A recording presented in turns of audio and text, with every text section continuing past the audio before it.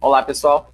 Nessa videoaula a gente vai ver campos vetoriais conservativos e a gente vai fazer isso considerando essa função de duas variáveis φ de xy igual a x2 menos y2. Então a primeira pergunta que eu vou fazer para vocês é a seguinte. Se a gente colocar um ponto qualquer aqui do domínio dessa função, por exemplo, x é igual a 2 e y é igual a 1, que tipo de imagem a gente tem dessa função? Para x é igual a 2 e y é igual a 1, a imagem dessa função é um escalar ou é um vetor? Então, pensem um pouco, se quiserem pausem o vídeo, mas a resposta aqui é um escalar. Para x é igual a 2 e y é igual a 1, 4 menos 1 é igual a 3, um escalar. Então, a gente começa essa videoaula considerando essa função, mas ressaltando que em cálculo 3, nessa disciplina, vocês vão ver com muita frequência, vocês vão lidar com muita frequência com escalares e vetores, e funções escalares e funções vetoriais. Vocês têm que ter sempre muito claro se vocês estão tratando de vetores ou de escalares. Essa aqui é uma função escalar, certo? E se a gente considerar as derivadas parciais em um ponto como 2, 1, o que a gente vai ver? As derivadas parciais dessa função em relação a x e y são iguais a 2x e menos 2y. Se a gente escolher um ponto qualquer, por exemplo, 2, 1, a gente vai ver uma derivada parcial em relação a x igual a 4 e em relação a y igual a menos 2 nesse ponto. E lá de cálculo 2, a gente tem a definição de vetor gradiente. Então, essa função φ, ela tem essas duas derivadas parciais no ponto 2, 1, que são 4 e menos 2. A gente consegue compor um vetor de duas coordenadas, um vetor do plano, com essas duas derivadas parciais. Então, isso aqui que a gente obteve, 4 menos 2, a gente chama de vetor gradiente da função no ponto 2, 1. Mas reparem que, se a gente escolher um outro ponto, a gente tem um vetor diferente. Então, o vetor gradiente, ele define, na verdade, um campo vetorial de R2, a partir dessa função φ. E a gente pode representar da mesma forma, como nós vimos na videoaula anterior, essa relação entre um ponto de R2 e um vetor associado a ele.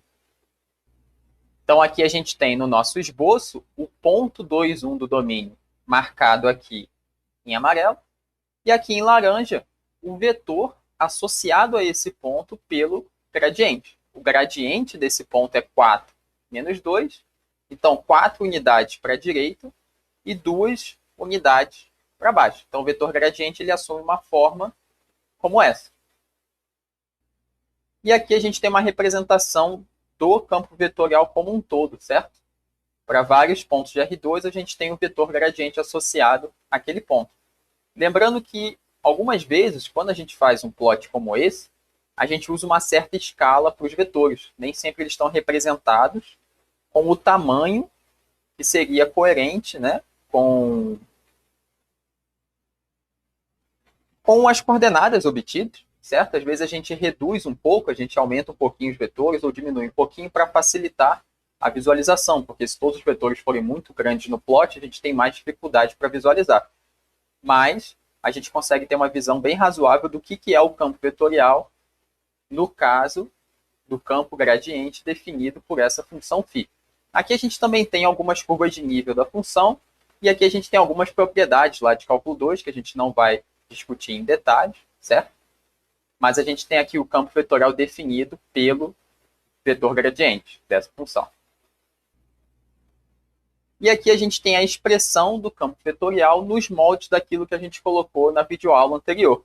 Aqui a gente tem o campo gradiente, ele tem uma componente x, certo? Aqui acompanhando o vetor i, e acompanhando o vetor j, a componente y, ambas definidas pelas derivadas parciais da função φ. Então, o campo gradiente define um campo vetorial de R2. Só que esse campo vetorial, ele é especial de certa forma. Ele é particular porque ele foi obtido a partir de uma função escalar como essa, pelo vetor gradiente. Nem todo campo vetorial que a gente escreve, ele é o gradiente de alguma função. Isso é uma característica especial de alguns campos vetoriais, como esse. Então, um campo vetorial como esse, que é o campo gradiente de alguma função dessa, função escalar de cálculo 2, esses campos vetoriais a gente chama de conservativos. Conforme consta aqui na nossa definição. Então, um campo vetorial F de R2, R3, ou um espaço de qualquer dimensão que seja, ele é dito conservativo em uma determinada região, se esse campo vetorial é o campo gradiente de alguma função φ escalar como essa. Ou seja, o campo vetorial ele coincide com o gradiente dessa função para todo ponto nessa região.